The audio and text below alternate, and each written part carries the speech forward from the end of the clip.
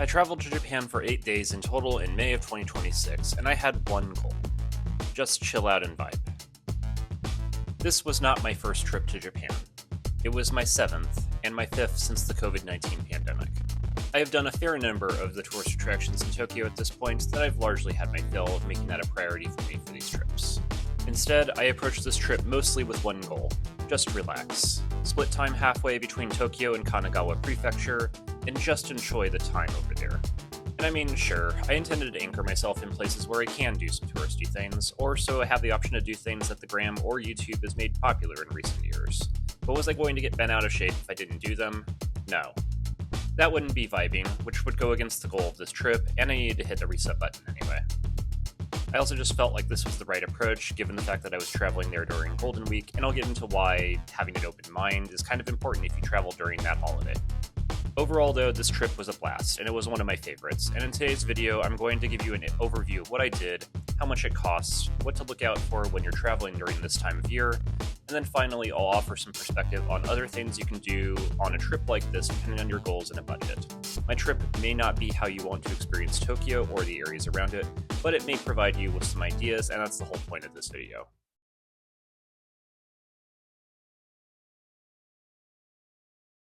My trip started off with 4 days in Kichijoji, a built-up suburb in western Tokyo.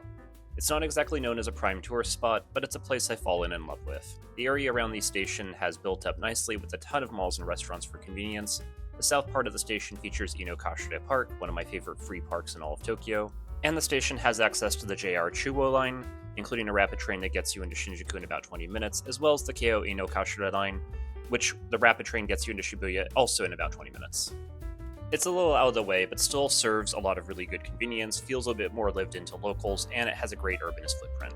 It also served as a really good anchor for me on the first part of my trip. In the mornings, I'd be enjoying these park walks pretty much every single day, and in the evenings, I'd be able to come back to restaurants, bars, and jazz clubs such as the famous Sometime, which has been around here for 50 years. My first day also had me leveraging Kichijoji's train connections to venture into Shimokitazawa, one of the rapid stops on the Keio line right before Shibuya.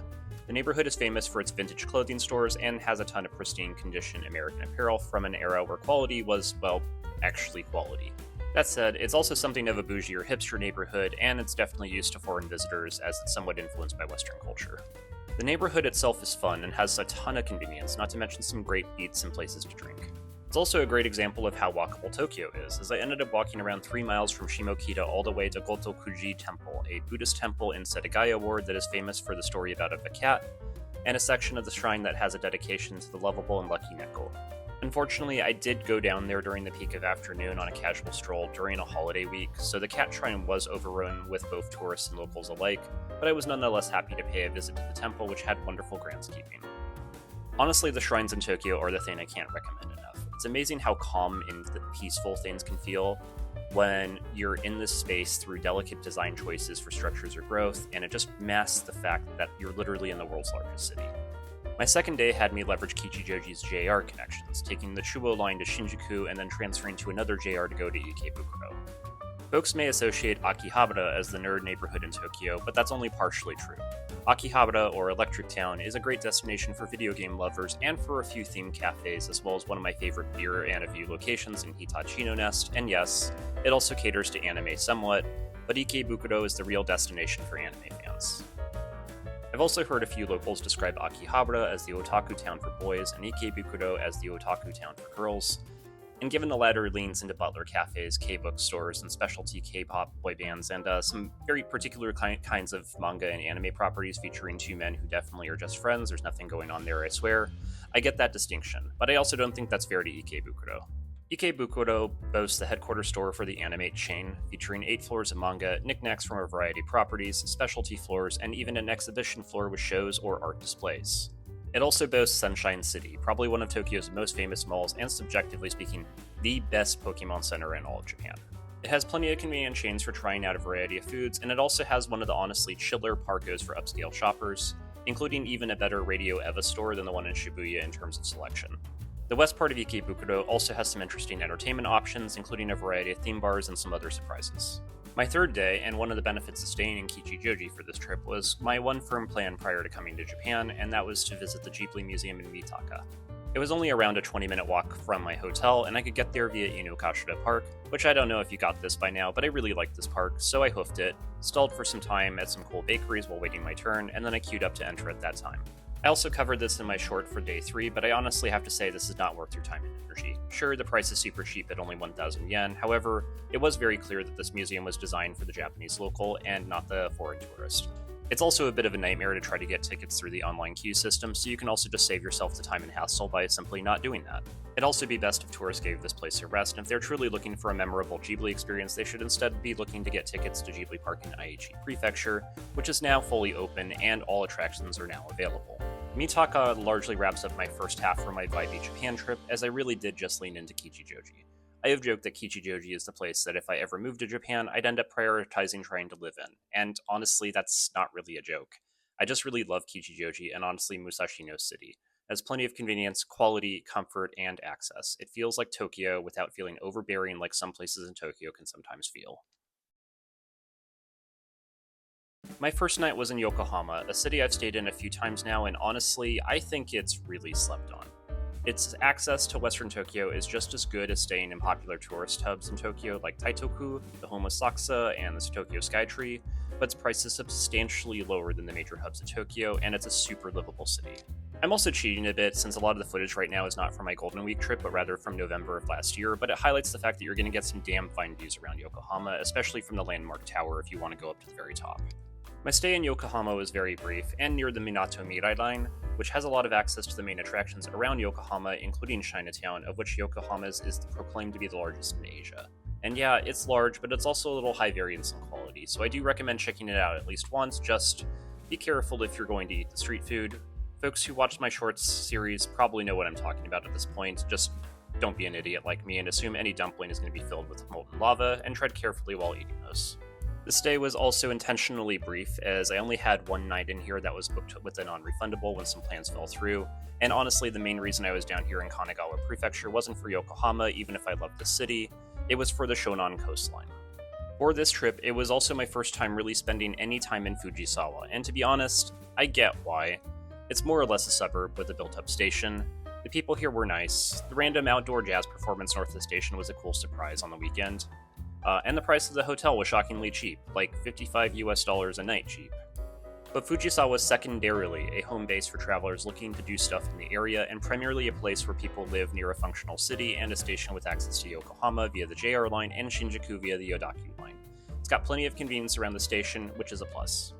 It also happens to be one of the end stations of the very famous Enoden, short for Enoshima Den Tetsu Line. Built in 1900, the Enoden is one of the oldest railways that has been operating in Japan, and is renowned for its roughly 45-minute trip from Fujisawa to the famous Kamakura, one of Japan's old capital cities. This train does show its age. It rocks a bit, slowly travels through what feels like a densely built area these days, and it's admittedly slower from end to end than simply taking the connecting JR train from Fujisawa and Kamakura via Ofuna. But it is still really charming, cute, and one of the best ways to sightsee and hop on hop off along the beach neighborhoods that cover the coastline for Sagami Bay. Also, I can't help but go on about this cute little train, not only because of my litany of GoPro footage while riding in the mornings, but also because it was literally how I traveled for much of my time down here. Anywho, this train isn't the destination, it's just the vehicle for the journey. Kamakura was a repeat visit for me while on the Shonan, as well as the various coastal stops off the Enoden, and for good reason. If you haven't put Kamakura on your itinerary for a trip, I highly recommend it as the city, as it's a great day trip, but a day trip will ultimately just scratch the surface. From the Daibutsu or Great Buddha statue to a ton of incredible temples to a quaint and brunchy town with plenty of solid food and beverage options, this is a great place to stay for a few days. More importantly, it's a way more laid-back atmosphere, and it's a great change of pace to recharge if Tokyo's liveliness has burnt through your batteries.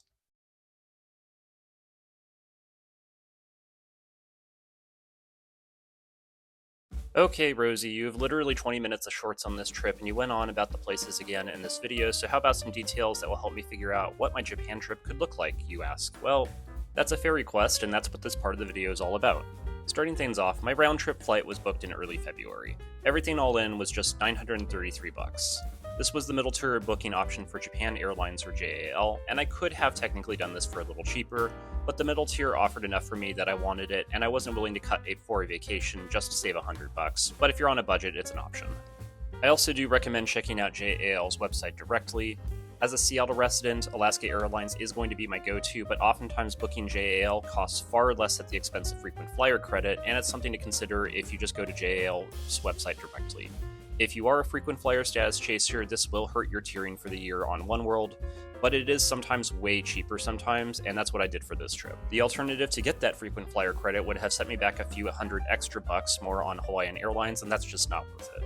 Hotels for me during this trip were definitely on the higher end for a trip to Japan, but it was mainly because I had a very specific set of cities I really wanted to stay in. My hotel in Kichijoji was at the Tokyo REI for 4 nights, and it cost me all in around 66,000 yen, or roughly $415 for 4 nights, so that's basically around $104 a night. That sounds reasonable, and well, it is, but it's on the higher end for what you can technically find in Tokyo.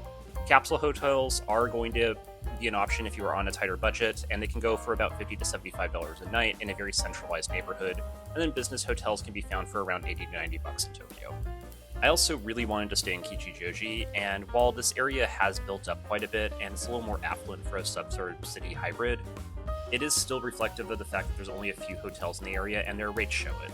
Also, this hotel is just south of the station by about 2 minutes on foot, and then you're a 5-minute walk to Inokashira Park, and man, that was just worth it to me, as I suspect my video series showed off. And then, in terms of the rest of the city, there are going to be plenty of hotels and a few neighborhoods scattered around Tokyo. It's also good to keep in mind location as well, and what you want to do. Eastern Tokyo is admittedly a little easier to travel to from Narita Airport, and you can get some good deals over there, but I've done the tour stuff over there, and I have to admit, I really like the vibe of Western Tokyo wards far more, so the added train time is worth it to me to just stay in the wards I want to be in the first place. My Yokohama night stay at Citadine Harbor was the most expensive of the trip at 20,000 yen, or roughly $120 for the night. It's not great for a price, but it was non-refundable, so I had to make do when my original plans fell through.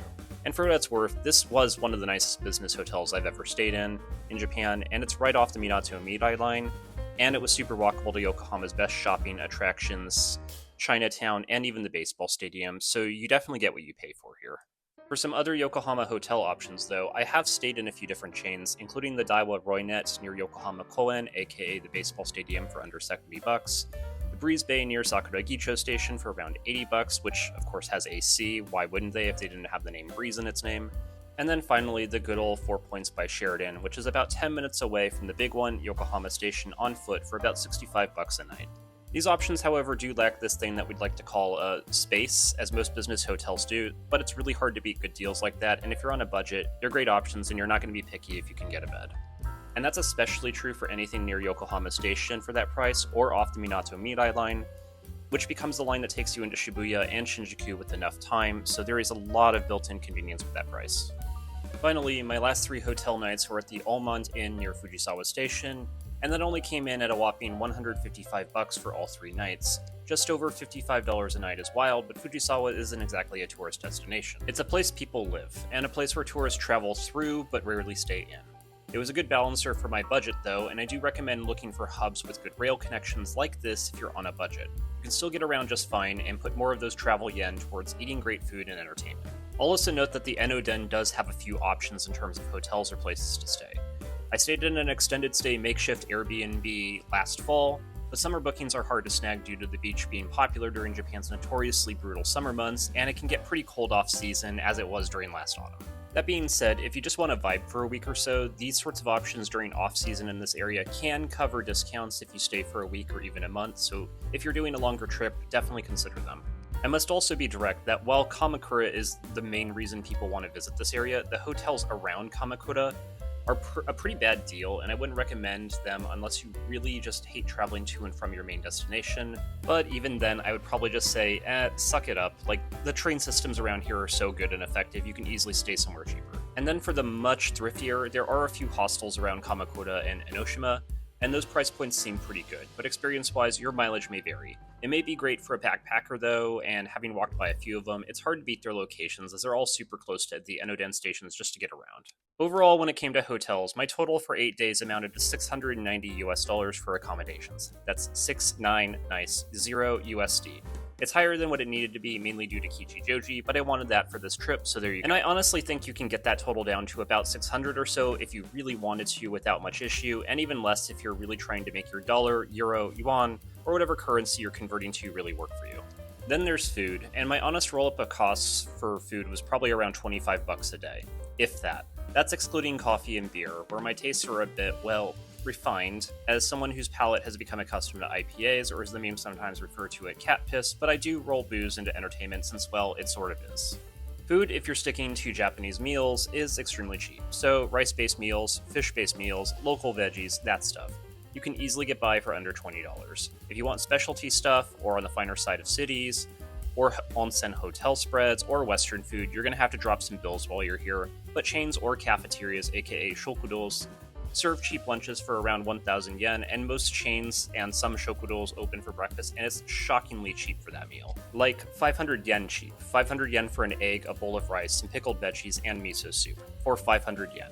You can splurge in Japan if you want, but if you don't care or you're min-maxing a budget, you can easily save on basic meals and splurge once or twice when you really want to. Any Western style sort of experiences for food or beverages, including craft beer joints, will typically set you back the same, if not more, than whatever you're paying where you're coming from, so just fair warning on that. That said, on the alcohol front, izakayas serve the macro brands for beer, and also the craft beer brands that have been bought by macro brands like Yona Yona or Spring Valley, respectively, can sometimes be found in konbinis, and those are a steal if you can just want to try things at under 400 yen a can. So let's assume $25 per day for food, so about $200 for the 8 days. I'm discounting coffee from this, since if you've been seeing my shorts, you saw how many espresso tonics I was downing, and yeah, those add up.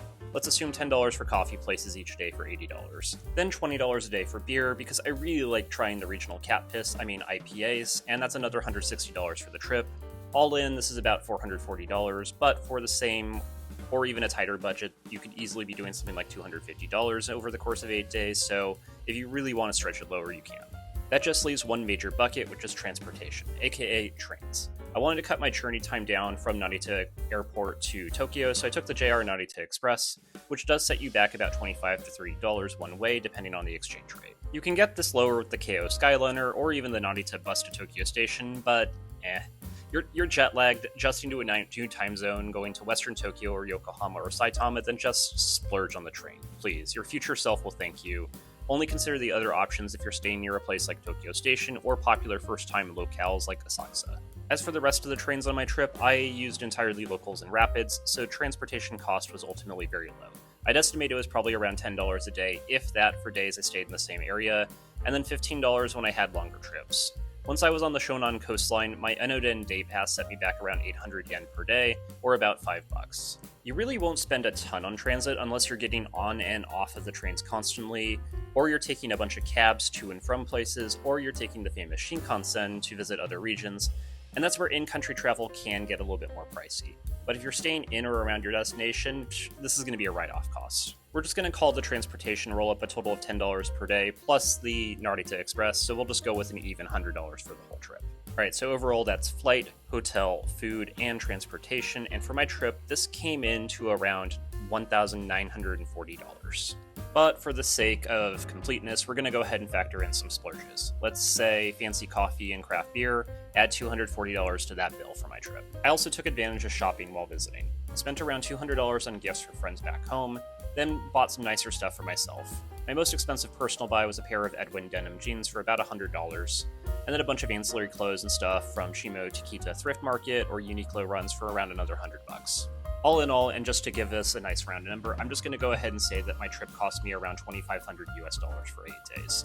And that's with me setting aside that some of my shopping honestly saved me money since buying those items in Japan given the currency conversion and because Uniqlo charges lower for its Japanese stores, and the Edwin jeans are made in market and had no ancillary importation fees tacked into the price. There was some savings there, I'm neglecting that for this purpose. Also, you can definitely get this total less. For example, drink less craft beer, stick to highballs, or trade all those espresso tonics for do tour stops, or no caffeine at all. Up to you. You can easily knock back the hotel price with more deal hunting, or if you need to, the occasional capsule or hostel. I do think that $25 could be lower if you made some thriftier choices, but Tokyo is Tokyo, and it could also be higher, like way higher. It just depends on what you want out of your trip. All in all, for solo travel for 8 days, I don't think this price was bad. It did the job, left me relaxed and feeling rejuvenated after over a week in the country, and I had a really good time revisiting old favorites and adding new stuff randomly to my trip as it seemed interesting.